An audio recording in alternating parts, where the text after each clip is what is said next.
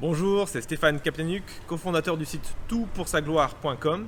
Merci de suivre cette formation. Il s'agit d'une rediffusion, donc certaines annonces ne sont pas d'actualité. Par contre, dans le descriptif, il y a un cadeau pour vous. Téléchargez-le sans attendre, il sera toujours à jour pour aller plus loin avec les notes de l'orateur ou d'autres documents pour mieux suivre la formation. Je vous laisse sans plus attendre suivre la formation. Bonne découverte et à très bientôt. J'ai la joie ce soir d'être accompagné par Florent Varac. Salut Florent. Bonjour à tous, bonjour Matt. Alors ce soir, on va parler ensemble avec Florent du livre des Proverbes, un livre qu'il a enseigné et travaillé. J'ai vraiment beaucoup de joie de l'avoir avec moi ce soir. Avant cela, j'aimerais peut-être dire deux mots. Peut-être c'est la première fois que vous découvrez toutpoursagloire.com, ce ministère en ligne. En une phrase, toutpoursagloire.com, c'est quoi? C'est un site de ressources chrétiennes qui veut équiper les chrétiens à développer une vision biblique du monde pour les aider à glorifier Dieu dans tous les aspects de leur vie. Notre mission, c'est de vous équiper à voir comme Dieu voit pour vivre comme Dieu veut. Et pour poursuivre cette mission, on a un site internet, toutpoursagloire.com.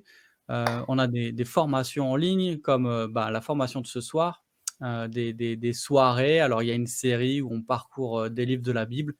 On essaye de capturer en 1 heure ou un petit peu plus l'essence de ce livre pour arriver à mieux le comprendre. Et puis, on a d'autres webinaires sur des sujets de vie chrétienne ou de théologie, des formations longues, des podcasts. Si vous ne connaissez pas le site encore, allez sur toutpoursagloire.com. On sera très content de vous y voir. Maintenant, j'ai la joie de vous présenter Florent. Florent est marié avec Laurie. Ils sont tous les deux parents et grands-parents. C'est un papy. Mais un papy qui fait de la moto. Et ça, il nous le note, il fait de la moto. Il enseigne aussi à l'IBG et notamment l'homilétique, la prédication. Et il assure un podcast, et c'est peut-être comme ça que vous le connaissez, un podcast hebdomadaire sur toutpoursagloire.com qui s'appelle Un pasteur vous répond. Chaque semaine, Florent répond à une question que vous lui avez envoyée et souvent de manière concise, il y répond avec beaucoup de justesse et des appuis bibliques. Il a été pasteur pendant plus de 20 ans près de Lyon et actuellement il travaille en tant que directeur pour le développement des églises au sein des églises Caris. Merci beaucoup Florent d'être avec moi. Est-ce que j'ai oublié quelque chose sur ta présentation? Non, c'est largement suffisant. Je suis vraiment content de te retrouver, Matt, sur cette plateforme et pour travailler ensemble sur ce livre. Écoute, c'est vraiment excellent parce que les proverbes, c'est pas forcément évident à aborder. Alors, quand on pense à proverbes, on pense peut-être à des proverbes que nous, on connaît. Alors, de quoi on parle quand on parle des proverbes de manière générale, si on prend le sens commun des proverbes avant d'entrer dans la littérature biblique? Oui, bien sûr. En fait, toutes les cultures ont cette manière de réfléchir et de formuler la vie. Alors, d'ailleurs, on va un peu s'amuser. Je ne sais pas si vous êtes à quelques personnes devant l'écran, mais je vais vous proposer de compléter les proverbes que je vais citer très vite, à voix haute. Par exemple, qui sème le vent récolte la tempête. Qui vole un œuf vole un bœuf. Un tien vaut mieux que deux tu l'auras. Il n'y a pas de fumée sans feu. Ce n'est pas à un vieux singe qu'on apprend, Matt. À faire la grimace. Comment ça se fait que toi, tu savais ça? Et en fait, l'intérêt des proverbes, c'est que ça communique une certaine sagesse populaire. On n'a pas besoin de réinventer la roue. On sait très bien ce que l'on veut dire. Et donc, ça forge une mentalité commune. Avec des si, on mettrait, Matt. Paris en bouteille. Excellent. Et donc, chaque fois qu'on évoque ces proverbes, on se lance dans une manière de parler que l'on comprend et il y a toute une leçon morale qui est souvent associée. Toutes les cultures ont ça, la France y compris, puis également, bien sûr, la culture de l'Ancien Testament, la culture de la période de Salomon. Et en même temps, il faut bien réaliser que ce sont que des approximations générales. Par exemple, quand on dit, et c'est un autre proverbe, Noël au balcon, Pâques au tison. Oh, t'es excellent, Matt.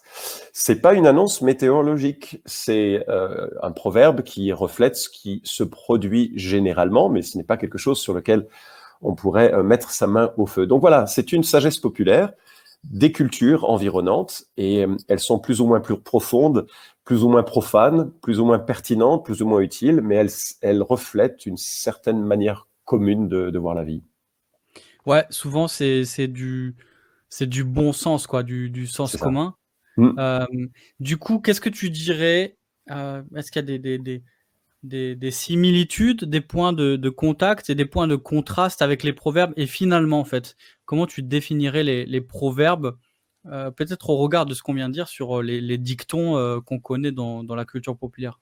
Oui, alors on va aller beaucoup plus en profondeur vis-à-vis du livre et de la manière de communiquer du livre des Proverbes. Mais je dirais qu'il faut vraiment réaliser que quand on ouvre le livre des Proverbes, on est face à une sagesse particulière. D'abord, c'est une sagesse qui est inspirée, dans le sens où la Bible se présente à nous comme un écrit dont Dieu a conduit la rédaction dans les textes originaux, mot par mot inspirés.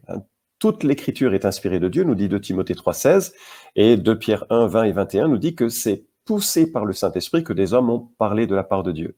Donc la grande différence entre les proverbes et les dictons avec lesquels on s'est amusé en début d'émission, de webinaire ensemble, c'est qu'ils sont inspirés. C'est le Saint-Esprit qui veut nous parler au travers d'eux. Deuxièmement, ils sont incarnés. Et ça aussi, c'est important, on va y revenir, c'est qu'ils sont incarnés dans une culture, dans une manière de voir la vie. Et il faut aussi comprendre en partie cette culture. Par exemple, on verra que ce sont des écrits qui s'adressent essentiellement au début à l'instruction des jeunes fils du roi qui seront également les cadres de son royaume. Donc c'est quand même particulier, même si on peut en tirer beaucoup de principes. Et puis c'est une sagesse qui est spirituelle.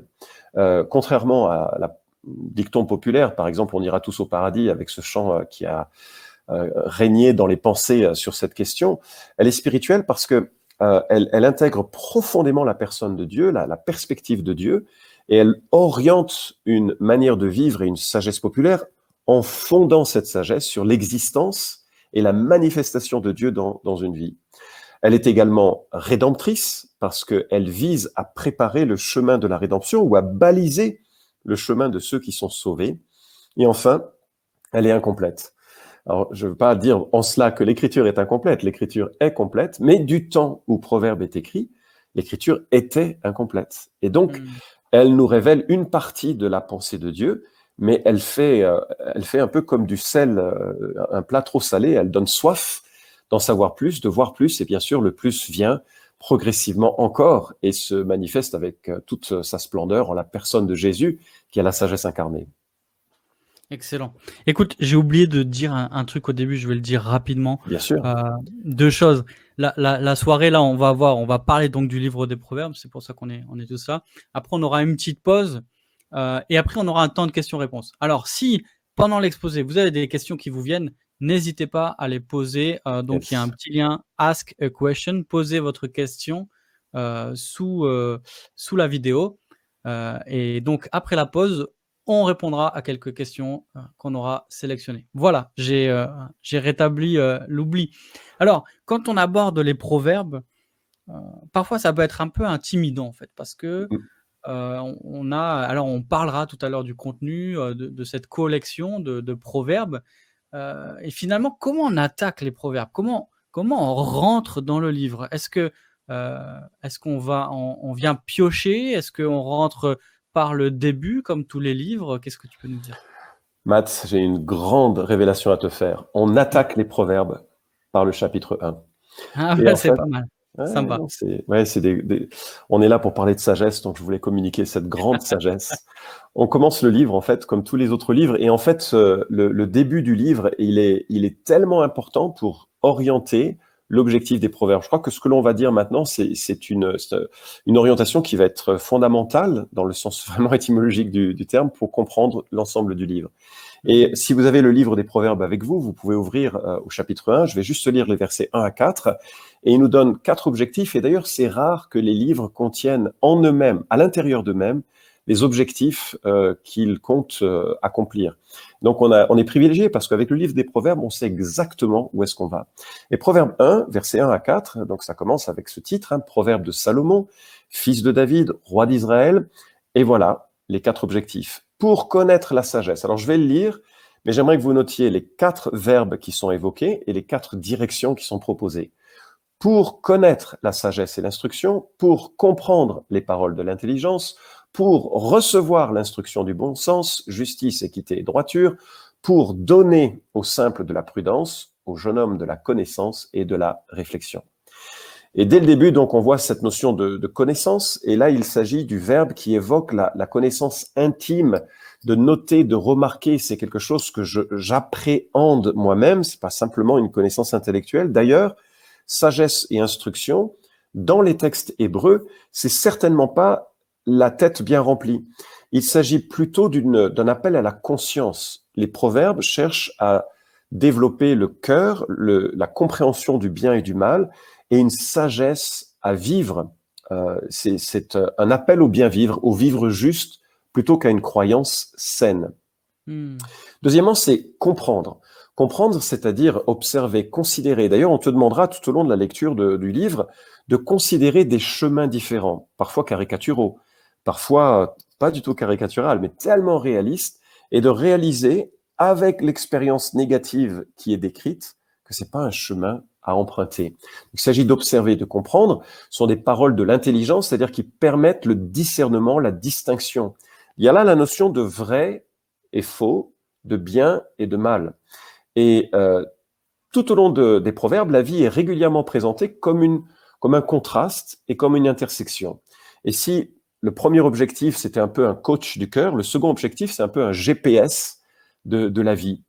Et puis le troisième objectif, c'est de recevoir, qui a ici une connotation un petit peu plus dynamique, parce que il ne s'agit pas de recevoir de façon statique, mais d'aller chercher quelque chose que l'on peut emporter avec soi.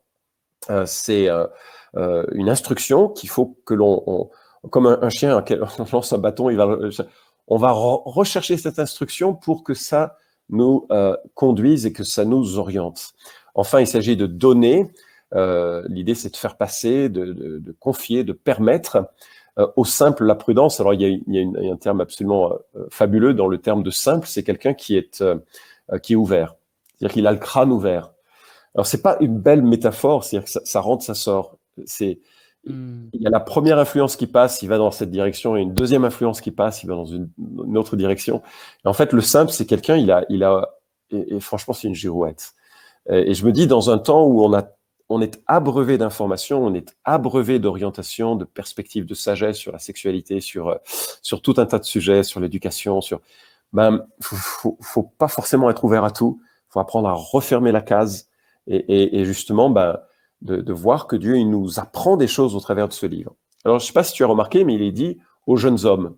Et peut-être tu te dis, mince, je suis une femme, alors je vois pas à quoi ça me concerne. Et peut-être qu'il peut y avoir cette crainte que les femmes seraient exclues. Et c'est là encore, il faut se souvenir que c'est une culture incarnée. C'est un livre incarné dans une culture. Et en fait, Salomon est en train de former des jeunes qui deviendront les cadres de son royaume, en quelque sorte les ministres de son royaume.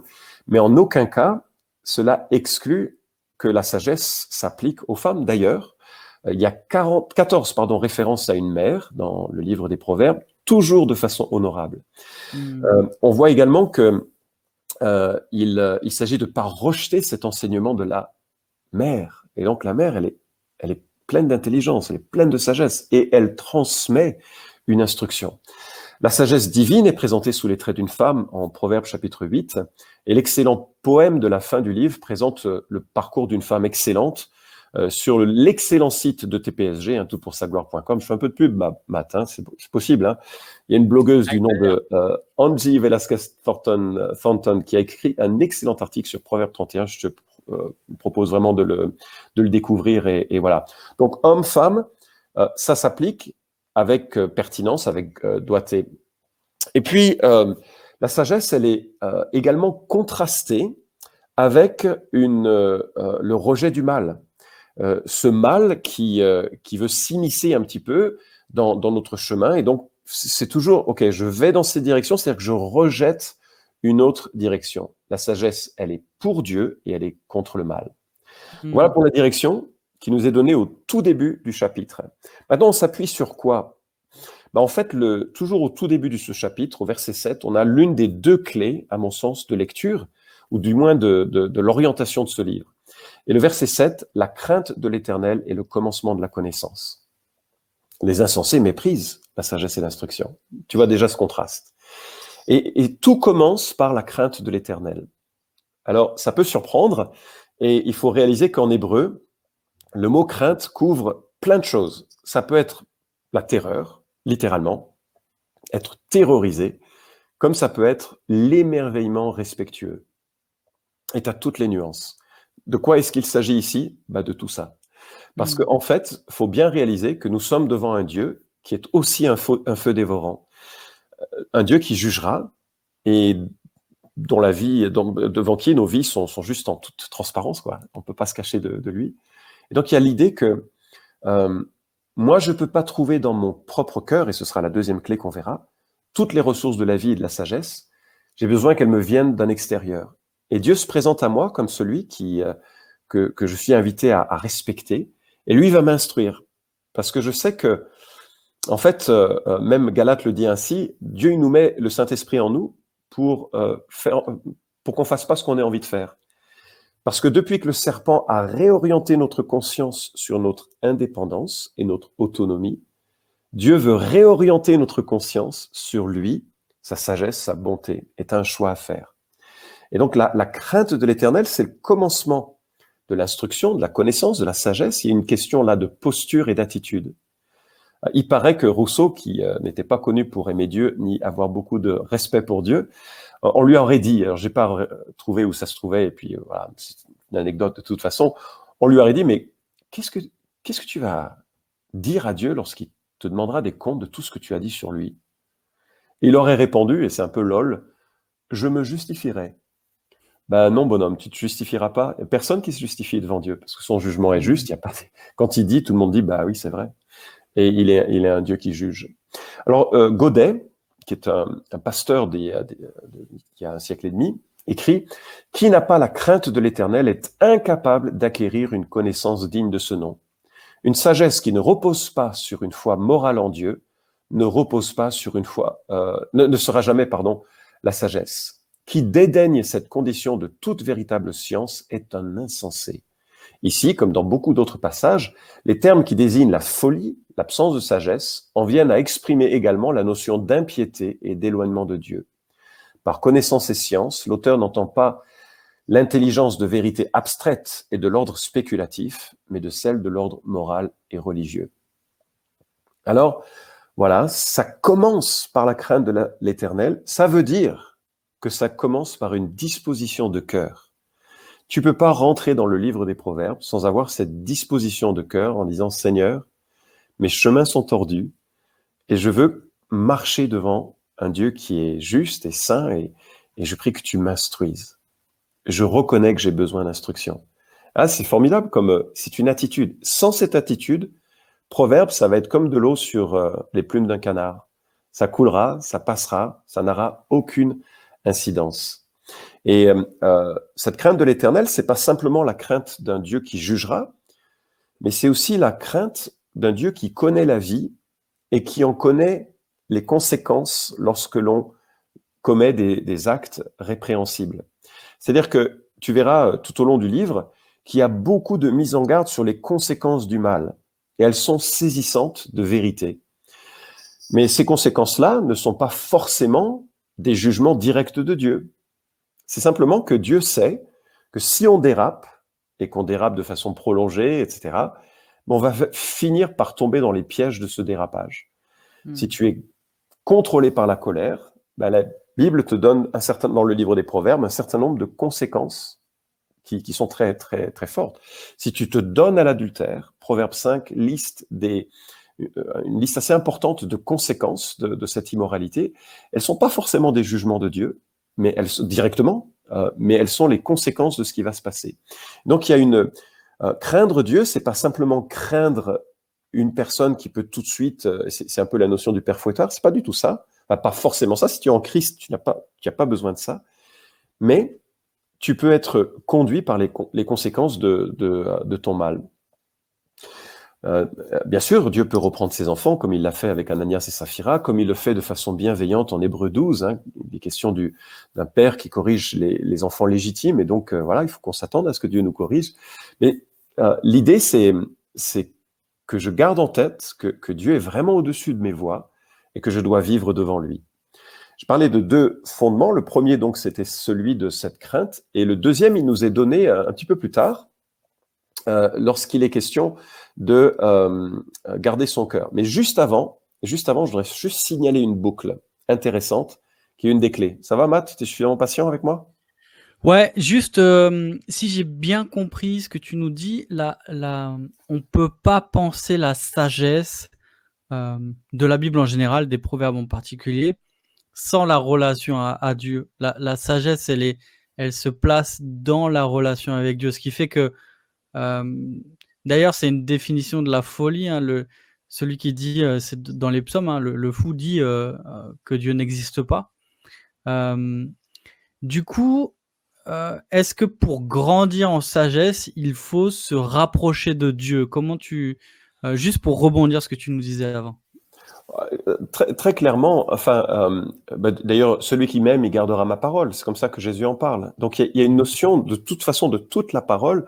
Je ne suis dans cette relation à Dieu et l'Écriture que par une attitude d'ouverture à ce qu'il puisse m'enseigner. Le mot disciple, ça veut dire apprenti. Donc, si je me dis disciple de Jésus, je suis un apprenti de Jésus. Et Jésus, c'est en lui, il y a tous les trésors de la sagesse et de la connaissance. Donc, me rapprocher de lui, et grandir en sagesse, c'est forcément avoir cette confiance salvatrice en Jésus. Mais je terminerai un peu là-dessus. Cool. Alors, la deuxième, tu nous disais? Ouais, juste une notion de boucle que j'ai évoquée, c'est que Ouais. le fondement, c'est la connaissance de l'Éternel, et l'aboutissement de cette crainte de l'Éternel, pardon, le fondement, c'est la crainte de l'Éternel, l'aboutissement, c'est la crainte de l'Éternel, au chapitre 2, verset 5, « Alors tu comprendras la crainte de l'Éternel. » Et c'est trop bizarre. Mais en fait, c'est vraiment le principe de ce que Jésus dit, on donnera à celui qui a.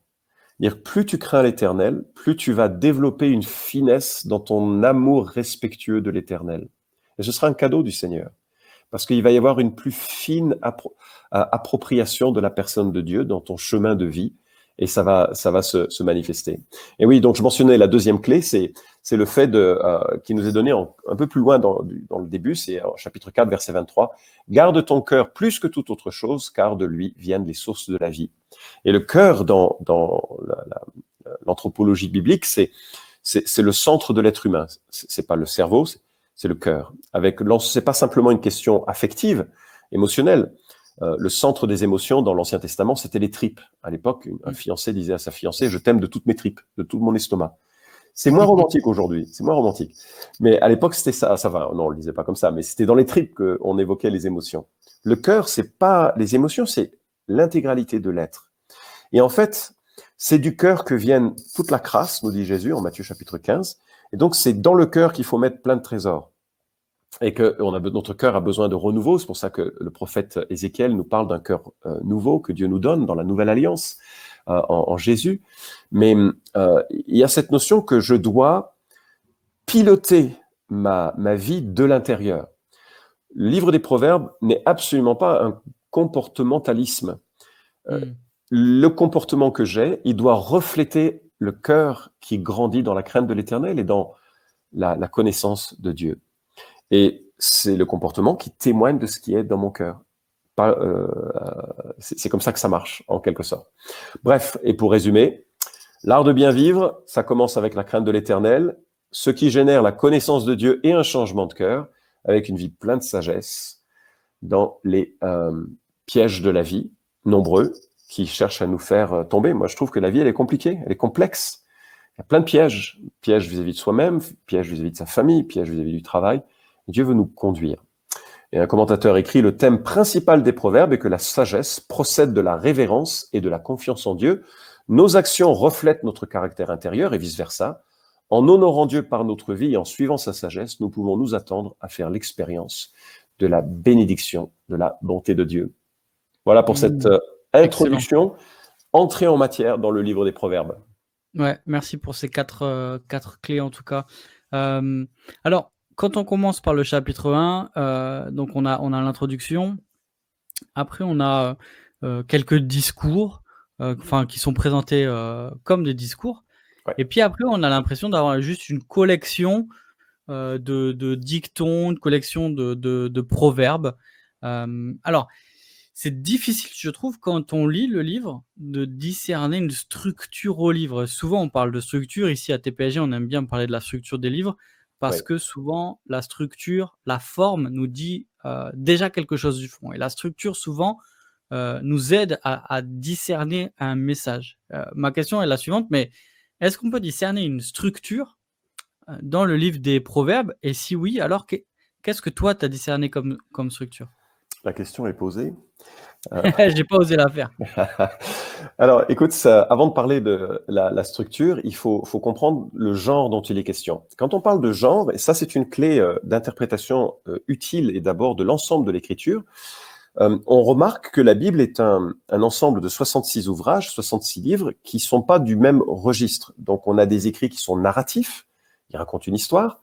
On a des écrits qui sont de type légaux, non pas les légaux, voilà, les textes de loi. Le Pentateuque contient beaucoup de ces textes de loi.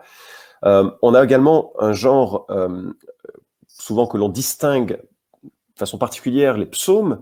On a des paraboles, on a des prophéties et on a des lettres. Et puis, il y a le genre de la sagesse.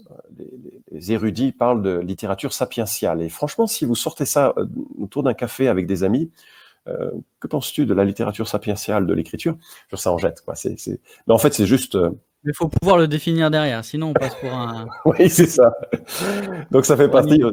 En fait, c'est juste, on parle de la littérature de la sagesse et ça rassemble notamment Job, Ecclésiaste, Cantique des Cantiques et donc Proverbes. Alors c'est quoi la sagesse? Alors j'ai ouvert un dictionnaire de théologie biblique et voilà ce qu'il suggère. On peut définir la sagesse comme la capacité de juger avec justesse des questions de vie et de conduite, ou comme la capacité à faire face, ou comme une connaissance apprise par l'expérience, ou comme une activité intellectuelle, ou comme ce que transmettent des parents à leurs enfants, ou comme la quête de la compréhension de soi et de la maîtrise du monde. Fin de citation. Et donc on voit qu'on est dans une catégorie d'instruction qui nous rapproche un peu des dictons de départ, mais avec beaucoup plus, bien sûr, de texture, de profondeur, puisque c'est aussi une littérature inspirée. Les notes de la Nouvelle Bible Seconde complètent en disant que le sage, à la différence du prophète ou du prêtre, ne compte pas d'abord sur une révélation particulière ce qu'il sait du divin en tant que sage, que ce soit beaucoup comme dans les Proverbes ou peu comme dans Job, et a fortiori dans le Qoélète, il le sait avant tout par l'expérience de ses facultés d'observation et de réflexion qui n'en sont pas moins reconnues pour des dons de Dieu. Donc c'est une littérature qui observe les gens, qui chutent, qui réussissent, et qui en tire des conclusions, ou bien qui réfléchit sur la vie, sur le comportement, et qui en donne les conclusions. Proverbe, machal, meshalim au proverbe, au pluriel, c'est une maxime, une sentence, ou bien parfois une parabole ou un poème, et selon Godet, une comparaison, un discours figuré. Donc c'est l'ensemble de ces éléments que l'on trouve dans le livre des Proverbes. Maintenant, je peux aborder la question de la structure. Et en fait, la structure se lie assez bien si on en comprend justement les objectifs. Alors, dans les goodies que vous allez recevoir gratuitement de la part de Tout pour sa gloire, vous pourrez avoir un plan détaillé au chapitre, au verset près. Il est assez long, que j'ai repiqué de quelqu'un qui a fait un travail. Ça vaut ce que ça vaut. C'est pas parfait, parce que ce qui est parfait, c'est l'écriture, c'est pas ce qu'on en dit. Mais si on devait faire à grands traits, on dirait que ça commence avec un prologue, Proverbe chapitre 1, versets 1 à 7, qui clairement est le fondement de l'ensemble. Ensuite, du chapitre 1, verset 8 au chapitre 9, on a des instructions pour les fils d'un roi, avec un hymne à la dame sagesse, un peu mystérieuse, mais peut-être qui attend une révélation ultérieure. Et puis ensuite, de Proverbe 10 à 22, on a des instructions, enfin 22, verset 16, on a les instructions de Salomon, typiquement sous l'angle de maximes, de dictons qui ont été rassemblés. Une collection parmi les milliers qu'il a formulés probablement organisé par le roi Ézéchias. Ça peut être quelque chose sur lequel on peut revenir. Et puis on a, à partir du chapitre 22 et jusqu'au chapitre 24, verset 34, quelques instructions des sages, et puis on repart sur les instructions de Salomon, et puis ensuite il y a des instructions d'Agur, et enfin on a les instructions de Lemuel, 2 chapitres qui concluent. Donc il faut réaliser qu'il s'agit d'une collection d'ouvrages, collection de propos qui ont été tenus, qui ont été compilés et qui nous ont été transmis. Mais justement, parce que souvent une des questions qu'on pose quand on parle des livres bibliques, c'est on s'intéresse à l'auteur qui a écrit. Ici, on a l'impression qu'il y a plusieurs auteurs. C'est ça, parce que tu parlais des instructions de Salomon, des instructions d'Agur ou de Lemuel. Est-ce qu'on a plusieurs auteurs? Qu'est-ce que tu dirais, toi? Oui, on a plusieurs auteurs. Alors, si jamais ce qui est souvent contesté, c'est que Salomon a été l'auteur principal, parce que je crois que c'est comme ça quand même que le livre se présente. Et s'il y avait des questions là-dessus, je peux le démontrer un peu plus tard dans le temps de questions-réponses. Mais grosso modo, il rassemble ce livre 513 des 3000 proverbes que Salomon a prononcés. Pourquoi je dis 3000? Parce que 1 Roi 5:12 nous dit que Salomon a prononcé 3000 proverbes et ses chants au nombre de 1005. Donc voilà la production littéraire de Salomon, et 513 ont été compilés, et apparemment ça a été du temps d'Ézéchias pour constituer ce livre. Après, on n'est plus trop sûr, on ne sait pas trop qui sont ces Agur et ces Lemuel, et je crois que simplement il faut reconnaître que c'est un mystère qu'on éclaircira pleinement dans le temps de l'éternité. Lorsqu'on les rencontrera, on leur demandera qui ils sont. Mais ce que MacArthur suggère, c'est que les proverbes n'ont pas reçu leur forme actuelle avant Ézéchias. Salomon a rédigé ses propres sentences avant que son cœur ne se détourne du Seigneur, parce qu'on sait que Salomon, c'est incroyable, mais il a fait exactement l'inverse que tout ce qu'il a dit dans Cantique et tout ce qu'il a dit en Proverbes. Et heureusement, on sait qu'il s'est repenti, parce que Ecclésiaste, c'est quand même le livre d'un repentant, d'un homme qui a mesuré, je crois, toute la distance qui le sépare de ce qu'il avait voulu faire. Alors, il y en a qui sont très sceptiques, l'auteur vis-à-vis de Salomon, qui place ce livre au temps post-exilique. Je crois que c'est une grande erreur.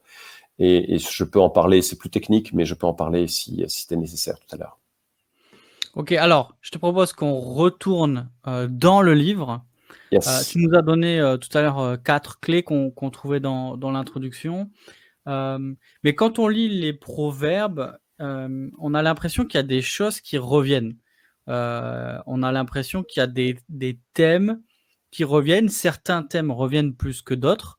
Ouais. Alors, est-ce que tu pourrais nous donner des thèmes clés, peut-être qui nous aideraient à prêter attention lorsque nous lisons justement à ces répétitions, à ces refrains du livre? Oui. Alors, chaque auteur, en fait, quand j'ai regardé un peu pour préparer ce webinaire, quand j'ai regardé différents auteurs, j'ai remarqué que chacun un peu tournait autour de certains thèmes principaux. Par exemple, Dieu et l'homme, c'est immanquable, quand même une des caractéristiques de cette littérature biblique des proverbes. Et puis après, les uns et les autres ont des accents un peu différents. Ce que je peux dire, et peut-être ça complétera ce que j'ai dit sur la structure, parce que c'est vrai qu'on est passé assez vite. Donc je vous ai dit que des chapitres 1 au chapitre 9, on a une instruction un peu continue. Et d'ailleurs, quand j'ai prêché sur une partie du livre des Proverbes, on pouvait vraiment suivre de chapitre en chapitre, et on a des thèmes qui se rassemblent et qui sont assez identifiables. On a la notion de ce qui doit motiver à une vie sage dans le chapitre 1, et puis dans le chapitre 2, on a le sentiment un peu d'une définition du chemin de la sagesse, et puis dans le chapitre 3, on a une orientation sur la confiance à avoir en Dieu au milieu de toutes ces situations de vie. Au chapitre 4, il est question de l'instruction de parents, comment on transfère la foi, l'instruction à ses enfants. Il y a des choses magnifiques qui sont évoquées dedans. Chapitre 5, on a le couple qui dérape, avec une traduction un petit peu malheureuse au chapitre 5, parce qu'en fait, il est question ici de la courtisane, et donc on entend par là souvent prostituée, mais c'est pas ça, c'est la femme étrangère, c'est l'autre femme, Et là, il y a tout un chemin d'adultère qui est décrit dans le chapitre 5, qui est plus, je dirais, de l'ordre relationnel et qui se concrétise, alors que le chapitre 7 reprend ce thème avec toute la faillite et la chute que ça représente, mais en décrivant plus un adultère sensuel, donc 2 aspects qui touchent les domaines de la vie. Hein. La vie était la même hier, aujourd'hui, on est face aux mêmes pressions. Et puis, on a au chapitre 6 quelques conseils qui sont donnés sur la manière de vivre. Et enfin, pour cette section, on a cette description admirable de la sagesse sous le trait d'une dame, d'une femme, qui crie, qui appelle justement, avec toute l'expérience qui a été décrite. Et puis, on mitraille après. À partir du chapitre 10, ces maximes, ces sentences que l'on retrouve. Alors, elles tournent autour de quoi? Eh bien, Kidner, qui a écrit un excellent commentaire sur le livre des Proverbes, c'est un pasteur anglican, également professeur, qui a écrit un livre qui s'intitule « Le sage et l'insensé ». Lui, il classe un peu les thèmes abordés par le livre des Proverbes en 8 catégories. Dieu et l'homme, la sagesse, l'insensé, le paresseux, donc tout le lien au travail, l'ami, tout le lien à la relation, la parole, la famille, la vie et la mort. Donc 8 thèmes. Alors j'ai trouvé sur Internet une excellente autre classification avec plein de versets que je vous donnerai justement qui dans les goodies qui seront proposés. Et lui, il propose 11 thèmes un peu différents: la crainte de l'Éternel et l'acceptation de la correction, la sagesse et la souveraineté de Dieu, la paresse et l'éthique au travail, éviter le mal, rechercher le bien, fierté et humilité, conflit et lutte, enfants et parents, générosité et cupidité, parole sage et folle, honnêteté et malhonnêteté, pauvreté et richesse. Et voilà, on pourrait continuer. En fait, l'une des choses qui pourrait être utile, et je l'avais fait en son temps, mais j'ai perdu mes notes d'alors, c'est de recopier les proverbes par thème.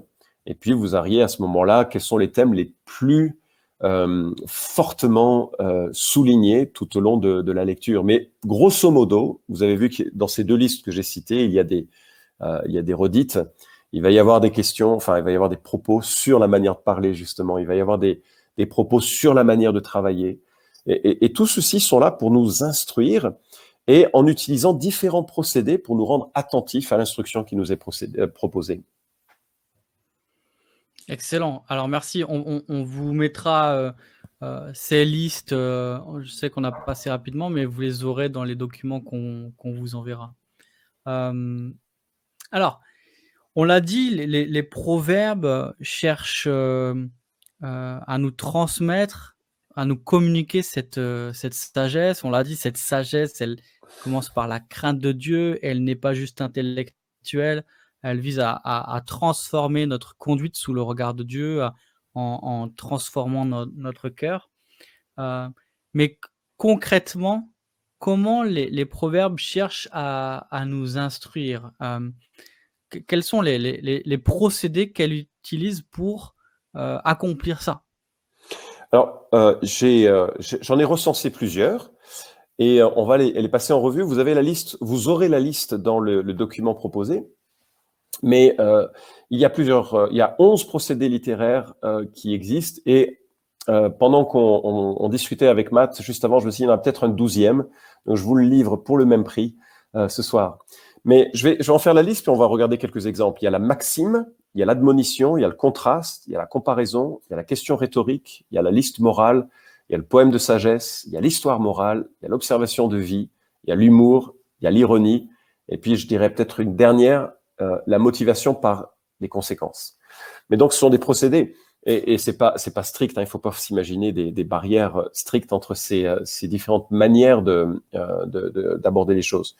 Mais premièrement, la maxime, c'est ce que vous connaissez tous, c'est-à-dire c'est un dicton, une sentence que l'on reconnaît facilement. Hein. Proverbe 21, par exemple, le vin est moqueur, la boisson forte est tumultueuse, quiconque s'y égare ne deviendra pas sage. Ouais, c'est pas une observation, c'est la maxime. Je veux dire que c'est plus difficile pour les Français de devenir sages. C'est impossible pour les Français de devenir sages. Ouais, et c'est une observation, et c'est la maxime, c'est le dicton. Après, il y a l'admonition, c'est-à-dire l'exhortation directe. Et là, c'est plus facile à prendre. Bon, l'autre est aussi facile, hein, c'est pas très, très sorcier. D'ailleurs, à tout pour sa gloire, on fait rien de sorcier. N'est-ce pas, Matt? J'espère. Voilà, l'admonition, c'est l'exhortation très directe. Proverbe 3.3, que la loyauté et la vérité ne t'abandonnent pas. Lis-les à ton cou, écris-les sur la table de ton cœur. Donc, c'est l'exhortation directe dont parfois on a besoin. Et je me souviens, il y a des moments dans ma vie, j'ai mémorisé des exhortations, des admonitions comme ça, parce que j'avais besoin de les avoir devant moi, devant mes yeux, parce que mon cœur est prompt. Je suis triste peut-être ils m'inviteront plus jamais à TPSG, mais je suis triste de le reconnaître. J'ai une capacité au dérapage qui est phénoménale, et j'ai besoin de m'accrocher à la sagesse de Dieu pour contrer les velléités de mon cœur. Écoutez, mes fils, l'instruction d'un père, soyez attentifs pour connaître l'intelligence, etc. Ok ? Donc, et cette admonition peut devenir un long discours. On en a par exemple au chapitre 1, verset 10 à 19, 9 versets d'un long discours d'exhortation. Et puis on a le contraste. Alors là, le contraste, c'est très intéressant comme moyen de communiquer, parce que ça ouvre la porte à plein de réflexions pour l'application. Le contraste, c'est parfois direct, parfois indirect. Alors, de manière indirecte, Proverbe 25.2, la gloire de Dieu, c'est de cacher les choses, la gloire des rois, c'est de scruter les choses. Il y a un contraste subtil qui n'est pas formulé directement. Mais on a plus de 200 fois l'utilisation du terme « mais » entre deux comportements. Une réponse douce calme la fureur, nous dit Proverbe 15.1, mais une parole blessante excite la querelle. Rien que dans le chapitre 15, on a 21 utilisations de ce terme mais. Et là, on contraste deux choses. Et ce que je trouve intéressant dans ce contraste, c'est que, et on reviendra là-dessus sur la manière d'utiliser le livre de la Bible, le livre des Proverbes pour soi, c'est que d'un côté, c'est une intersection, je vais pas à droite, je vais à gauche, mais d'un autre côté, c'est aussi un chemin. Il y a plein de nuances, et ça me permet d'être parfois, parce que en tant qu'être humain, je suis rarement pleinement de plein pied dans la sagesse ou de plein pied dans la folie en tant que disciple de Christ. Il y a parfois ce chemin que je dois apprendre à tracer et qui me borne. Attention, tu vas dans la direction de ce qui suscite la querelle, là. Ça sert à rien. Et qui me renvoie vers la douceur, pour prendre cet exemple. Mais j'ai dans mes notes des dizaines d'exemples, ce serait pas intéressant, on va s'arrêter là. La comparaison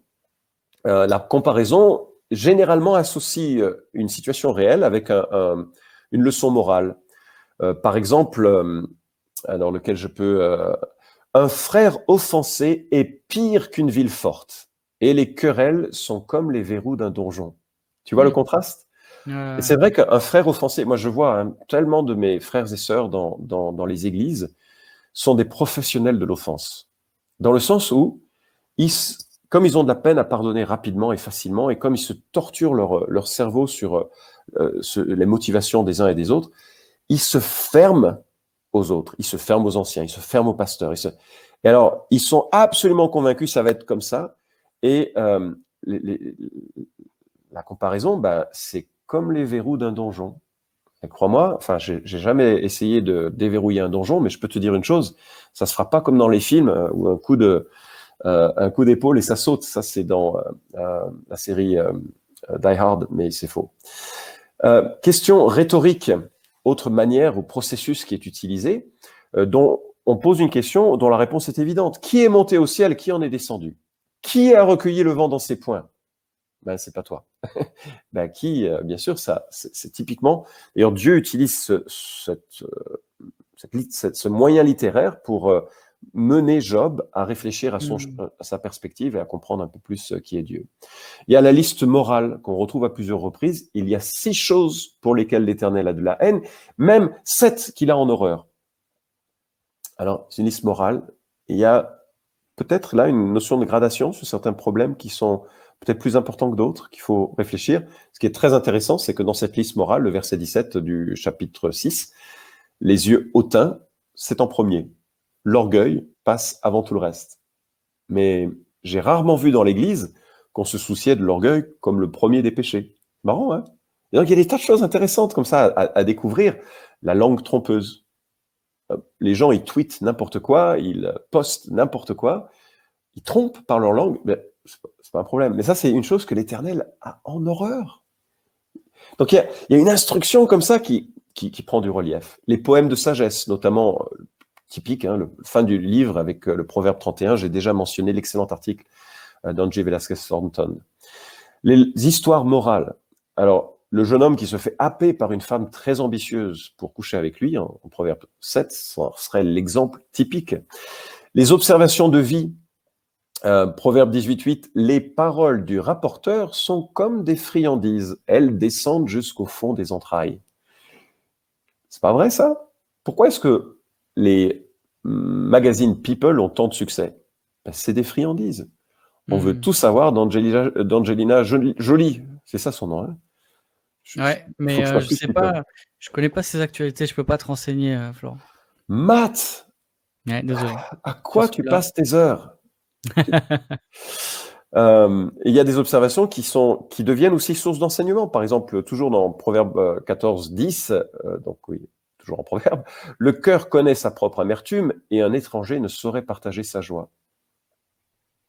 N'est-ce pas?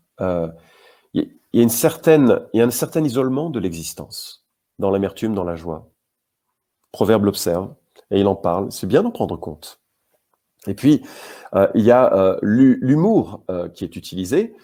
Le paresseux dit, il y a un lionceau sur le chemin, il y a un lion dans les rues.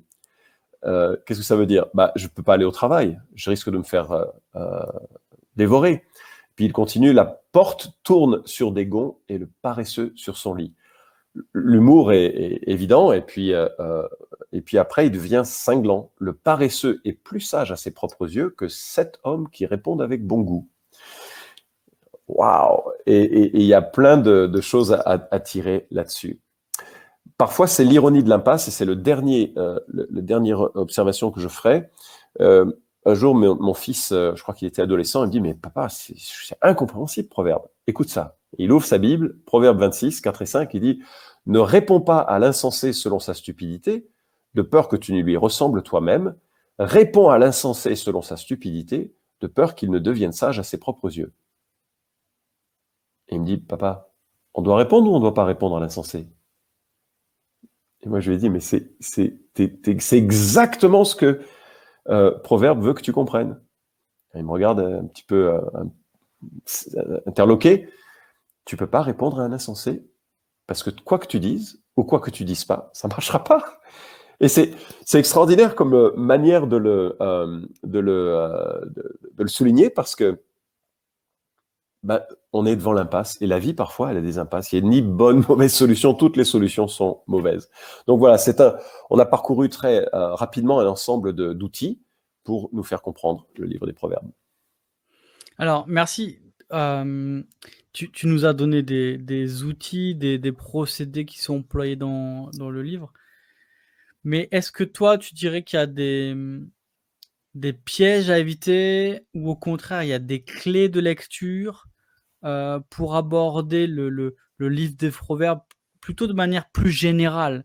Ouais. Est-ce qu'il y a des choses à éviter et au contraire des choses qui peuvent nous aider? Parce qu'encore une fois, c'est pas évident d'aborder ce type de littérature. Non. Alors moi, je dirais qu'il y a 3 clés et puis 4 outils, d'accord? 3 clés. La première, c'est que c'est un livre qui balise un chemin. La sagesse, c'est pas quelque chose qui est binaire, c'est quelque chose qui se cultive et que l'on a avec plus ou moins de profondeur au fil de sa vie. Franchement, j'aimerais bien recommencer ma vie avec la sagesse très modérée que j'ai maintenant. Très modérée, je veux vraiment souligner ça. Mais j'aimerais avoir ce que j'ai là à 20 ans. Ce serait tellement extraordinaire. Mais j'étais loin de tout ceci à 20 ans. Et donc, c'est un chemin. Et en tant que chemin, il faut pas se laisser décourager par ce qui peut sembler être accablant. On est en chemin, et souviens-toi, ça commence par la crainte de l'Éternel et ça aboutit à la crainte et à la connaissance de l'Éternel. Et plus tu engages ce chemin, plus ce chemin s'approfondit et s'oriente correctement. Deuxièmement, c'est c'est un objet de transmission. Proverbe 4 nous dit je vous donne un bon savoir, ne rejetez pas mon enseignement. En effet, j'étais un fils pour mon père, un fils tendre, etc. Et donc, il y a 4 générations qui sont mentionnées en Proverbe 4, 1 à 4.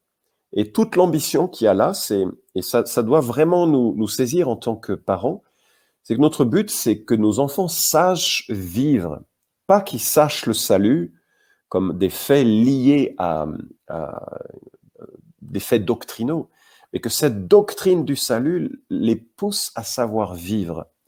Et donc, il faut y réfléchir en termes d'exemples. Et il y a plein de choses qui sont données, qui peuvent être des propos, et notamment dans le temps de la préadolescence et de l'adolescence, il y a de très belles choses à noter et à observer, et que l'on peut redire à des enfants qui vont sculpter, comme tout bon proverbe, leur manière de voir la vie, leur manière de se comporter. Donc c'est une transmission, c'est un chemin, c'est une transmission. Et juste, je t'arrête, Florent, parce que sûr. je trouve que c'est intéressant ce que tu dis. Donc tu dirais qu'il y aurait ce serait intéressant en famille, alors je m'écarte un peu du sujet, mais on est justement dans comment transmettre les proverbes et en même temps comment le livre des proverbes nous est transmis, puisque souvent on voit l'instruction d'un père ou d'une mère. Est-ce que tu trouves intéressant d'avoir ses propres proverbes ou alors d'utiliser des proverbes de la Bible dans notre éducation des enfants? Moi, je pense aux proverbes de la Bible. Je ne pense pas à créer nos propres proverbes, ou en tout cas, ils auraient une portée beaucoup plus limitée. La parole de Dieu, elle est là pour nous qualifier à toute œuvre bonne. Donc, j'aurais une haute vue de ces proverbes pour façonner notre manière de vivre et donc façonner notre instruction aux enfants. Mais nous, nos 3 enfants, Laurie et moi, avaient 1 an et demi de différence chacun entre les uns et les autres. 3 enfants très rapprochés. Vous imaginez que la vie n'était pas un long fleuve tranquille, et qu'il y avait beaucoup de passion, d'animation, de jeux, de cris, de pleurs parfois. Et puis, il fallait gérer ça. Alors, de temps en temps, pas systématiquement, mais on rassemblait nos enfants pour gérer des problèmes, notamment des conflits. Parfois, c'était des conflits avec nous. Ils trouvaient qu'on avait été injuste, qu'on n'était pas correct, etc. Parfois, c'était des conflits entre eux. Et on essayait d'en parler. Et moi, on a parfois mis en avant certains proverbes pour essayer de donner des points de repère sur des comportements qui permettaient de mieux cheminer en tant que famille. J'ai cité par exemple Proverbe 15.1, une réponse douce calme la fureur. Et on a essayé de souligner, alors toujours avec la perspective biblique, Matthieu chapitre 7, tu ne peux pas justifier ta colère sur le péché de ton frère ou de ta sœur. C'est-à-dire que tu ne peux pas chercher à enlever une paille dans l'œil de ton frère si toi, tu as ta poutre dans ton propre œil. Donc il faut d'abord que tu gères tes émotions avant de gérer celles des autres. Et donc, si ton frère est en colère, si ta sœur est en colère, qu'est-ce que Dieu te demande? Pas que tu la corriges, mais que toi, tu sois irréprochable. Et justement, une des manières de gérer quand quelqu'un est en colère, c'est de répondre avec douceur. Et ça abaisse souvent, pas toujours. C'est pas le seul verset qui parle de la colère, mais c'est un des éléments. À un moment donné, c'est peut-être... il y avait une de nos 2 filles sont magnifiques, elles sont évidemment, enfin, bref.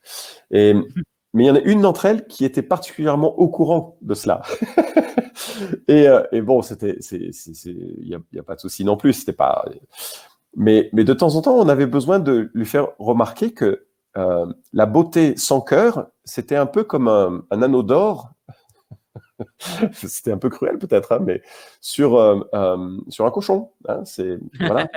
Et donc, ça ne veut pas dire que la beauté n'est pas une mauvaise chose, c'est un anneau d'or. Mais c'est encore plus joli sur un cœur qui est bon. Et donc, ce qui est important pour Dieu, c'est pas simplement d'être beau à l'extérieur, mais d'être beau à l'intérieur. Il faut pas l'utiliser de façon à diminuer le sentiment que les enfants ont par rapport à eux-mêmes. Il s'agit en aucun cas d'humilier ou quoi que ce soit, mais de donner des points de repère que, ok, c'est formidable, Dieu vous a donné à tous, à chacun de nos enfants, cette beauté. En tout cas, nous, on estimait qu'ils étaient les plus beaux du monde, bien sûr, tous les 3, mais que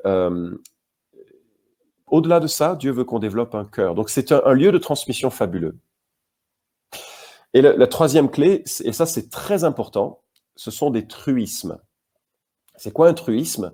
C'est pas une promesse. trop souvent, les gens ont pris le livre des Proverbes comme des promesses. Par exemple, Proverbe 22:6, « Oriente le jeune garçon sur la voie qu'il doit suivre, même quand il sera vieux, il ne s'en écartera pas. » Et je connais des parents bien meilleurs que nous, en tant que nous l'avons été, qui ont franchement fait un excellent travail avec leurs enfants, et leurs enfants ne marchent pas avec le Seigneur. Et je les ai entendus parfois dire, mais pourtant, Proverbe 22:6 promet. Non, non, non, Proverbe ne promet pas, il observe. Ce sont des truismes, c'est-à-dire des vérités fréquentes. C'est très souvent comme ça que ça se produit, mais pas constamment. Et ça nous oriente quand même, parce qu'il faut quand même orienter le garçon sur la voie qu'il doit suivre. Et puis, on ne connaît pas non plus tout le chemin. Parfois, il y a des enfants qui reviennent au Seigneur plus tard. Voilà. Ça, je pense que ce sont trois éléments qui sont à prendre en compte, trois clés. Maintenant, 4 outils. Je propose, quand tu lis le livre des Proverbes, c'est de te poser la question de l'analogie. Est-ce que je suis dans une situation similaire ou identique pour en recevoir instruction? Par exemple, Proverbe 6, hein, si tu t'es porté garant pour ton prochain. Ah, qu'est-ce que je dois faire? Eh bien, en fait, encore une fois, c'est une sagesse qui est incarnée. C'est pas un commandement qu'il faut suivre forcément à la lettre, il faut y réfléchir. Il m'est arrivé de me porter garant pour un frère, financièrement, mais ça voulait dire que j'étais prêt à perdre cet argent. Et je crois que c'est ce que Proverbe 6 nous dit. Si tu t'es porté garant pour... retire-toi de cet engagement. Pourquoi? Parce que tu risques de tout perdre. Donc, c'est ce que sagesse nous apprend, que si tu t'en portes garant, tu risques de tout perdre. Donc, il faut que tu te portes garant que jusqu'à la hauteur de ce que tu es capable de perdre. Sinon, tu es en danger. Donc, il y a l'analogie. Réfléchis. Est-ce que je suis dans une situation similaire? Deuxièmement, l'imagination. Proverbe 9, 7 à 8. Celui qui corrige le moqueur s'attire le dédain, et celui qui reprend le méchant reçoit un outrage. Imagine cette situation quand elle a lieu. Comme ça, tu vas dire, ça sert à rien de le reprendre. Parfois, c'est juste bon de garder la bouche fermée. C'est pas grave, t'as pas besoin d'avoir raison. C'est pas grave. T'as pas besoin de l'aider non plus, s'il veut pas être aidé. Donc, on s'imagine, on médite un verset, on s'imagine dans quelle situation ça pourrait être pertinent. Et puis, troisièmement, le miroir, dans le sens où il faut laisser les proverbes peser sur notre conscience. Les amis, il y a des proverbes, il faut que tu plies le genou, il faut que tu l'entendes, et il faut que ça change ta vie. Le cœur du juste médite pour répondre, mais la bouche des méchants déverse des mauvaises paroles. Pour nous qui sommes pasteurs, je ne sais pas, Matt, pour toi, on est des bavards, on parle peut-être trop vite. Et il faut apprendre à ce que la Bible ait ce miroir sur nous. Tais-toi, écoute, apprends avant de parler. Et dans un excellent article de Donald Whitney, qui a été publié d'ailleurs sur Le Bon Combat, le site concurrent, en pleine opposition à TPS. Non, c'est un copain qui non, on leur fait des bisous. Ouais, on leur fait des bisous, c'est des chers amis. Mais dans un excellent article publié sur Le Bon Combat de Whitney, l'auteur dit Proverbe a toujours été l'un de mes livres de la Bible préférés. Alors que j'étais encore jeune, on m'a fait remarquer qu'il y a un chapitre pour chacun des 31 jours d'un mois. Alors j'ai pris l'habitude de lire quotidiennement le chapitre des Proverbes qui correspond au jour du mois. Après l'avoir fait pendant plus de 40 ans, j'ai été étonné de constater que cela signifie que j'ai lu le livre de Proverbes plus de 500 fois. Et j'ai l'intention de continuer la pratique pour le reste de ma vie, car je n'ai jamais dépassé le besoin de la sagesse pratique de ce livre inspiré de Dieu. Waouh! J'en suis pas là. Mais je trouve cette notion de laisser l'écriture des Proverbes peser sur mon chemin pour réorienter mon chemin, j'en ai besoin. Et enfin, l'anticipation. Tu peux te dire, à un moment donné, tiens, je vais arriver dans cette situation. Qu'est-ce que dit Proverbe pour m'instruire? Par exemple, si tu dois rencontrer un personnage de l'État ou une personnalité importante, regarde ce que la Bible dit, comment on fait quand on arrive chez les grands. Proverbe 23, si tu t'assieds à table avec un grand, fais bien attention à ce qui est devant toi, mets un couteau à ta gorge si tu as trop d'avidité. Il y a des choses intéressantes à méditer qui doivent ensuite se refléter dans le chemin. Si tu dois prendre une décision, réfléchis. Proverbe 11, 14 nous dit « Quand les directives font défaut, le peuple tombe et le salut est dans le grand nombre de conseillers. » Tu veux prendre une décision? Parle à des gens. Réfléchis avec eux. Observe leurs arguments. C'est pas moi qui le dis, c'est Proverbe. Et alors, tu peux prendre une décision avec sagesse. Excellent. Merci beaucoup, Florent. Dernière question, c'est comment on peut mettre le livre des Proverbes dans la révélation biblique et comment on peut lire le livre des Proverbes dans le reste de la révélation de la Bible, et en particulier quand on pense au plan de rédemption Mm. que Dieu déroule, et on sait que le but de la Bible, c'est de nous dévoiler le Rédempteur et de nous dévoiler ce plan de rédemption. Alors, comment on peut faire des ponts avec les proverbes et comprendre les proverbes dans ce grand schéma Ouais. du plan de la rédemption? Ouais, c'est une excellente question. Et écoute, on trouve à peu près 9 citations ou allusions aux proverbes dans le Nouveau Testament. Donc, c'est un livre que le Nouveau Testament cite. Je ne sais pas si la liste serait pertinente, mais on voit qu'il contribue en tout cas à différents passages de l'Écriture.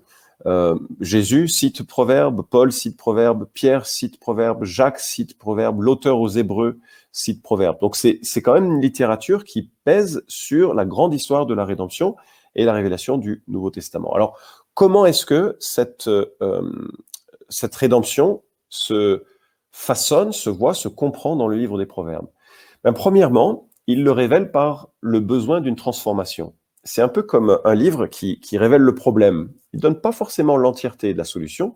D'ailleurs, on n'est pas dans l'entièreté de la solution, puisque l'on est dans la période de Salomon. Il y a encore beaucoup d'autres écrits qui vont venir. Et bien sûr, il y a l'avènement du Messie promis.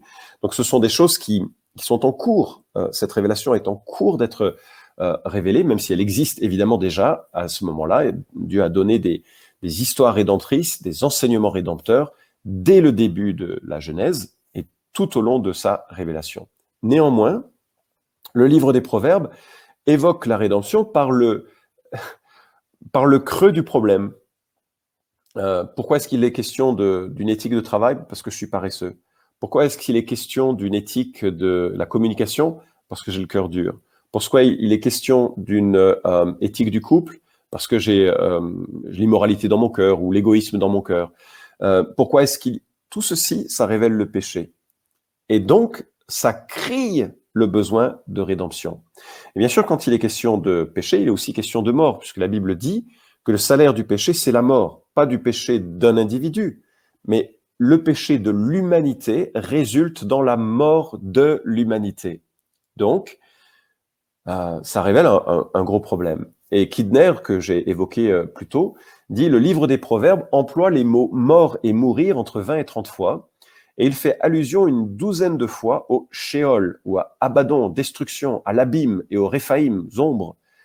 Parmi toutes ces allusions, il y en a curieusement très peu dont le sens se limite indubitablement à la mort physique. L'Ancien Testament traite cette question en profondeur. La mort apparaît plus comme un domaine opposé à la vie que comme un événement ponctuel et purement physique. Qu'est-ce qu'il veut dire par là? C'est une excellente remarque. Il dit qu'il y a la notion de mort dans le livre des Proverbes, parce qu'il y a la notion de péché, mais que cette notion de mort n'est pas simplement le fait de mourir, mais d'être éloigné de tout ce qui est de la vie. Et ça hurle, ça crie à un pardon, à une grâce, à une intervention de Dieu. Et il y a justement une notion de sagesse qui vient, qui est évoquée dans le livre des Proverbes. Et c'est en quelque sorte cette sagesse qui se fait attendre. Il y a cette dame sagesse, mais il n'y a personne d'entre nous qui arrivons à vivre à la hauteur de la sagesse divine. Je ne sais pas, toi, Matt, peut-être toi, tu as réussi. Et auquel cas, Presque, mais pas tout à fait. Pas encore. En fait, je demanderai à ta femme en privé pour vérifier ce que tu es en train de dire. Ça, c'est un très bon réflexe. Et en fait, la réalité, c'est que cette sagesse, on la voit, on la sent nécessaire, mais personne n'y arrive. Et donc, elle se fait attendre et on sait qu'elle existe parce que intuitivement, on est rempli de hurlements à l'intérieur de nous devant l'injustice de son absence. Donc, le livre des Proverbes appelle à une sagesse incarnée, personnifiée, réelle, qui est déjà représentée sous les traits d'une femme, qui appelle, qui invite, mais on n'arrive pas à la vivre. Et je termine sur cette idée magistrale, mais absolument magistrale, où là, on a la rédemption et la christocentricité du livre des Proverbes. C'est que nous avons cette parole créatrice qui est évoquée en Genèse chapitre 1. Hein. Vous vous souvenez, au commencement, Dieu créa, et Dieu dit, et la chose fut. Et donc on a cette parole créatrice, et qui est justement représentée ainsi en Proverbe 8, 30 à 31. « J'étais à l'œuvre auprès de lui, et je faisais de jour en jour ses délices, jouant devant lui tout le temps, jouant sur la surface de sa terre, et trouvant mes délices parmi les êtres humains. » Donc on a cette sagesse créatrice, présente déjà en Genèse chapitre 1, qui est là en Proverbe chapitre 8. Et cette sagesse personnifiée sous les traits de dame de la sagesse est éternelle. Matt Emerson, qui est l'auteur d'un excellent article « Où est Jésus dans le livre Où est Jésus dans les Proverbes ?» qui est publié chez un autre site concurrent, Évangile 21, également un site ami, hein, entre Le Bon Combat, Évangile 21 et d'autres, hein, on est vraiment très, très proches et on s'aime beaucoup, on se complète. Et voilà ce qu'il dit. Bien qu'il y ait de nombreux arguments exégétiques autour de ces versets dans l'Église primitive, presque tout le monde a convenu que cette dame de la sagesse est une représentation figurative de Dieu le Fils. Ceci est justifié par le fait que d'autres textes bibliques identifient Jésus comme la sagesse de Dieu. Surtout 1 Corinthiens 1, 24, quand Paul appelle Jésus Christ, puissance de Dieu et sagesse de Dieu. Pour faire simple, si Jésus est la sagesse de Dieu, alors Proverbe 8 doit être une référence de Jésus pour qu'il se réfère à la sagesse de Dieu. Fin de citation. Et alors vous êtes prêts? Maintenant c'est le clou sur l'ensemble avec un verset absolument étonnant. J'ai le privilège de travailler avec Juifs pour Jésus. Ça c'est en lien avec mon identité juive que finalement j'ai connecté et découvert à ma conversion parce que c'était évidemment le christianisme ne faisait pas trop partie de nos conversations, en tout cas pas trop favorablement. Mais en discutant avec Josué Turnil, qui est missionnaire et pasteur, travaille aussi dans le cas à aider auprès de certaines synagogues parfois. Et il m'a dit, en discutant avec quelqu'un qui profondément ancré dans l'écriture hébraïque, a été absolument bluffé et scotché à la lecture de Proverbe 30, 4. Et peut-être que pour nous occidentaux, on ne va pas flasher de la même manière, mais je vais le lire. Qui est monté au ciel? Et qui en est descendu? Qui a recueilli le vent dans ses poings? Qui a serré les eaux dans un vêtement? Qui a établi toutes les extrémités de la terre? Quel est son nom? Et quel est le nom de son fils, si tu le sais? Moi, j'ai entendu parler d'un juif très impliqué dans la synagogue, devenir sans voix, et prier une prière de repentance, d'avoir si mal lu, avec si peu d'attention, le reste du Tanakh, quand souvent le judaïsme se préoccupe de la loi, sans trop des prophètes, sans trop de la littérature sapientiale. Mais là, il y a le Fils de Dieu qui est mentionné. Une interrogation qui est bouleversante et qui fait écho à ce que nous dit le Nouveau Testament. Deux versets appropriés pour conclure sur cette question que tu me posais, puis on aura juste fait 1 heure pour parcourir Proverbes. Mais 1 Corinthiens 1, 24 nous dit « Mais pour ceux qui sont appelés, tant juifs que grecs, Christ, puissance de Dieu et sagesse de Dieu. » Et Colossiens chapitre 2, versets 1 à 3, « Je veux en effet que vous sachiez quel grand combat je soutiens pour vous, pour ceux de Laodicée et pour tous ceux qui n'ont pas vu mon visage, afin que leur cœur soit consolé, qu'ils soient unis dans l'amour et enrichis d'une pleine certitude de l'intelligence pour connaître, écoutez bien, pour connaître le mystère de Dieu, Christ, en qui sont cachés tous les trésors de la sagesse et de la connaissance. » Il y a cet écho entre Christ détenteur, source de toute sagesse, notre intégration en lui par la nouvelle naissance. J'espère que vous êtes nés de nouveau, que vous avez confiance dans la rédemption que procure Christ, mort à la croix pour nos péchés, alors que vous vous repentez dans la confiance en lui, et que, unis à lui, scellés du Saint-Esprit, il y a cet écho entre la sagesse qui est Christ et la sagesse qu'on nous propose de vivre dans le livre des Proverbes. En tout cas, je vous remercie beaucoup pour votre attention. Je suis conscient qu'on a parcouru bien des kilomètres en quelques minutes, mais que ça vous donnera l'envie peut-être de faire comme Whitney et de lire un chapitre de proverbe chaque jour pour le reste de vos jours. Merci beaucoup d'avoir regardé cette vidéo. Abonne-toi à notre chaîne YouTube pour ne manquer aucune des prochaines vidéos. Et like et partage cette vidéo pour nous aider à remplir notre mission. Notre mission, c'est d'équiper les chrétiens à voir comme Dieu voit pour vivre comme Dieu veut. Merci et à très bientôt sur toutpoursagloire.com.